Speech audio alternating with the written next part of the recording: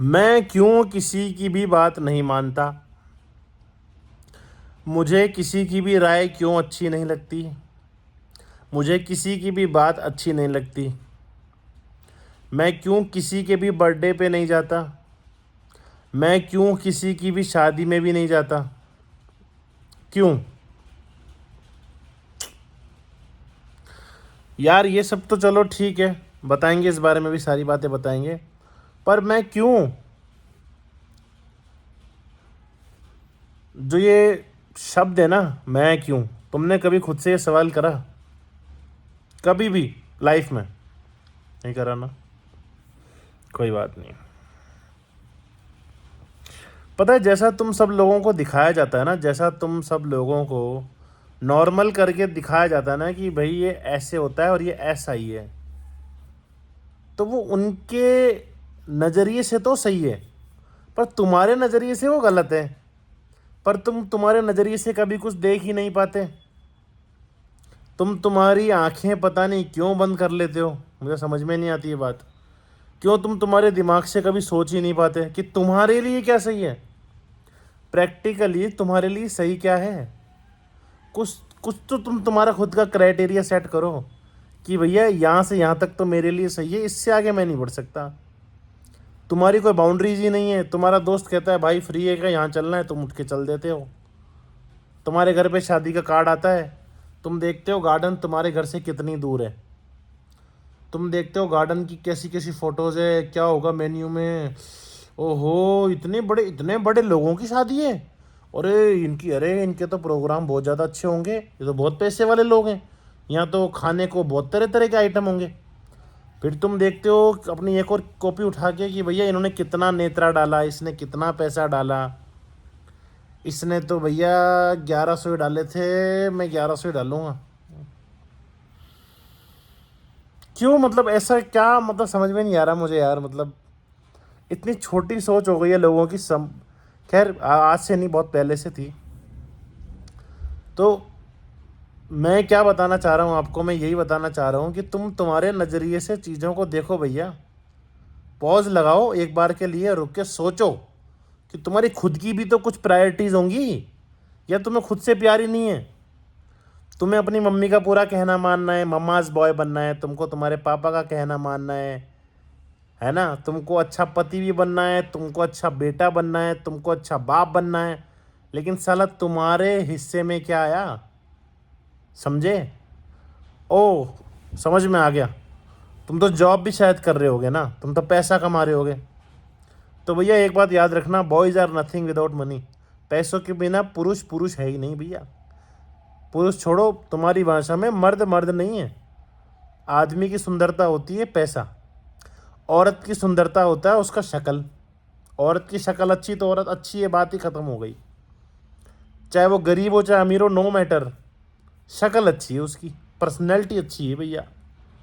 आदमी की शक्ल अच्छी है लेकिन पैसा जीरो है, आदमी जीरो है, कितना ही बड़ा हीरो हो, पैसा नहीं है तो वो जीरो है।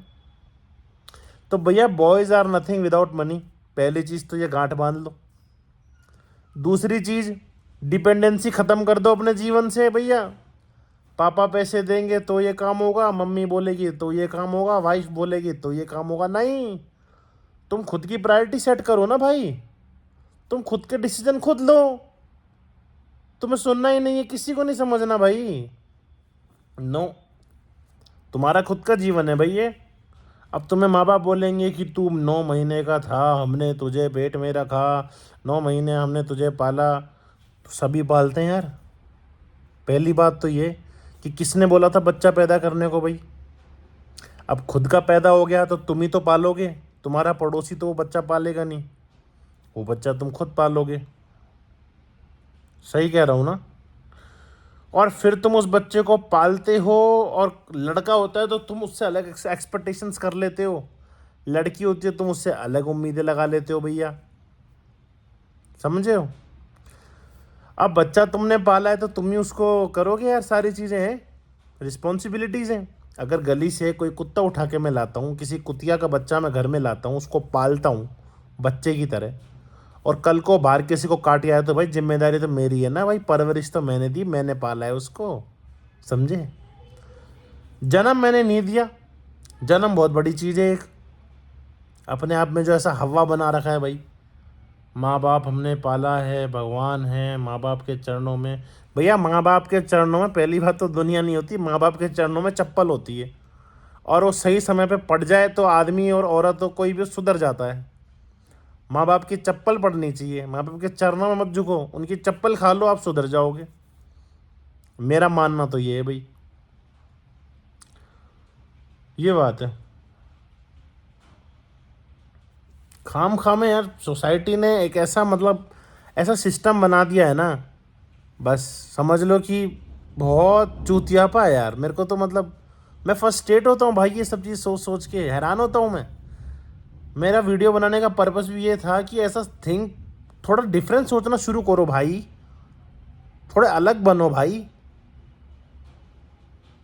साला पनीर बनेगा घर पे, चला तो माहौल बना लोगे तुम यार, ये कौन सी बात हो गई भाई।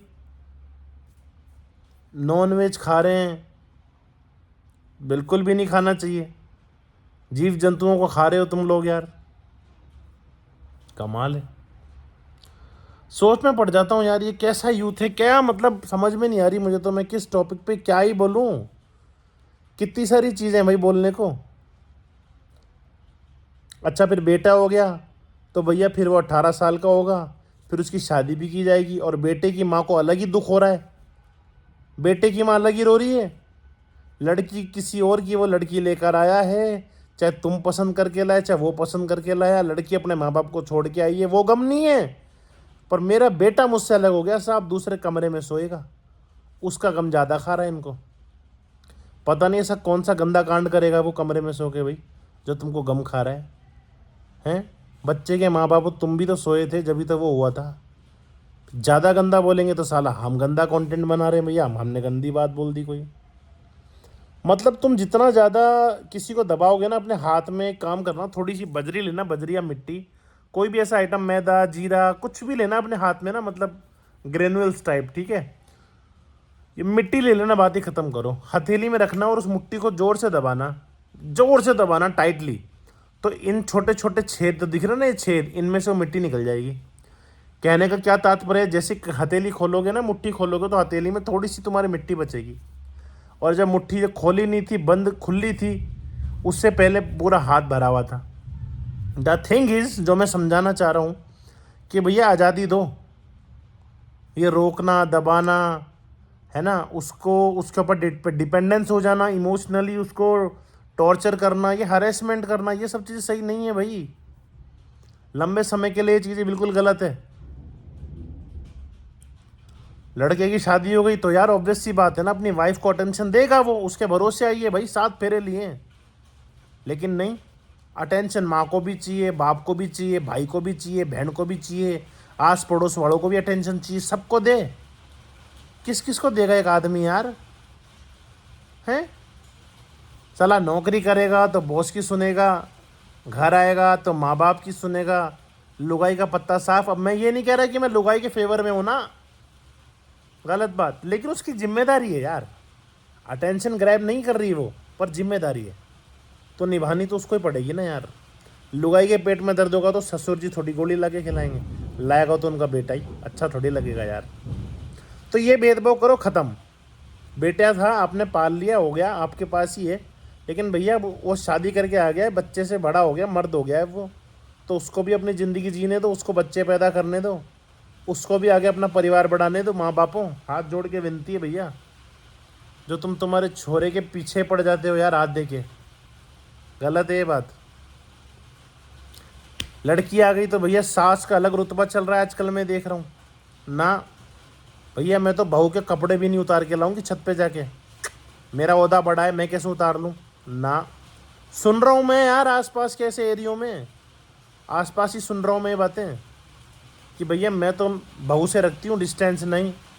अब जब तुम बहू को बेटी नहीं मानोगे तो सास को माँ कैसे मानेगी वो, ये बताओ। पहले तो बहू को बेटी समान मानो, तब तो तुमको वो माँ मानेगी। नहीं तो सासू माँ भी भूल जाओ भाई, सासू माँ भी माँ आ रहा है। भेदभाव करो ख़त्म, हैं रस्सी जल जाएगी, वही वाली बात है, कोई सीन नहीं है। बच्चे की तरह रखो ना, एडवांटेज दो आप उनको, आप रेस्पेक्ट दो। आपके घर में ऐसे कोई आया है, आप नहीं गए हो। सासू माँ ससुर जी, अपनी बहुओं पे शोषण करना बंद कर दो, हाथ जोड़ के विनती है। क्योंकि तुम्हारे बुढ़ापे की जिम्मेदारी ना तो तुम्हारी बेटी लेगी, हैं ना तुम्हारा जमाई लेगा, ना तुम्हारे पड़ोसी लेंगे। तुम्हारे बुढ़ापे की जिम्मेदारी और तुम्हारी सेवा करेंगे तुम्हारे बेटा और बहू, समझे? जिसकी तुम रात दिन टांग खींच रहे हो, जिसकी तुम गलतियां पकड़ रहे हो, जिसकी तुम टॉर्चर कर रहे हो, मेंटल हरेसमेंट कर रहे हो, वही तुम्हारी सेवा पानी करेंगे। लेकिन वो किस बेस पे करेंगे? कुछ तो अच्छा ही रखो अपने दिल में कि वो कल को उसके रेफरेंस में तुम्हारी इज्जत करें, मान सम्मान करें। हाथ को हाथ धोता है लाला, इस हाथ को हाथ धोता है। तुमने कुछ नहीं धोया, इसने इसको धोया है और इसने इसको धोया है, समझे? इसलिए तुम किसी की देख रेख करोगे, मान सम्मान करोगे, तो बदले में तुम्हें मिलेगा। अब तुम्हारे नेचर के अंदर ही नेगेटिविटी भरी हो, उसका कुछ कर नहीं सकते भाई, कोई इलाज है नहीं। तो मुझे तो यार ये सोसाइटी कल्चर समझ ही नहीं आया भाई, मुझे अच्छा ही नहीं लग रहा ये सब। मुझे ऐसा लग रहा है कि कितनी नैरो माइंडेड सोच है लोगों की यार, कितनी छोटी सोच है लोगों की भाई। चलो कोई नहीं, बाकी इस चैनल पे इस तरह की ही बातें मैं करता हूँ। मेरा ये वीडियो पसंद आया तो भाई वीडियो को लाइक करना, चैनल पे नए हो तो मेरे चैनल को सब्सक्राइब करो, और मेरी बात अगर कहीं सही लगी हो तो भाई कमेंट करके बताना। एक नई वीडियो में मिलता हूँ। बाहर बारिश हो गई है, ऊपर कपड़े सूख रहे हैं, मेरे को ही लाने उतार के। चलो ध्यान रखो अपना, मज़े करो।